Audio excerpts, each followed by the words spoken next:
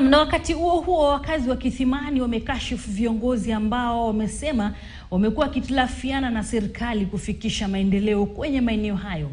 Wakiandamana wametaka maafisa usalama kuingilia kati na kukabiliana na viongozi ambao wanakwamisha juhudi hizo za serikali kuendeleza maendeleo.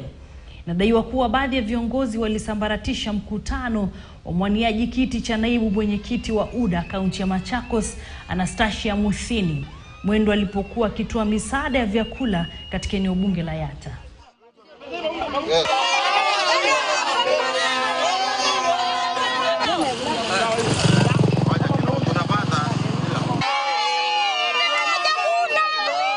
Hakuna maana ya kusema you are going to candle. A candle does not lose its white light because it has lit another candle.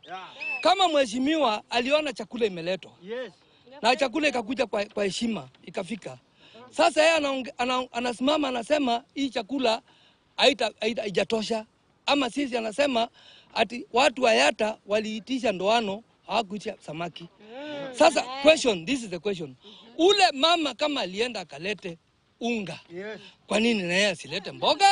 Huyo mama alileta chakula, ikakuja ikafunikiwa na ikasemekana ni chakula ndogo. Sasa huyo mkubwa mwenye amekataa nayo, tunataka tukule hiyo chakula. Sisi tuna appreciate hata kama ni kidogo. Siasa wakati wananchi wanateseka hatutaki. Mheshimiwa tulikuchagua kwa hiari yetu, tulikuchagua kwa njia ile inafaa. Lakini sasa unatuletea siasa, unaumiza wamama, unatuteza. Sisi hatutaki mambo kama hiyo. Tukiachana na masuala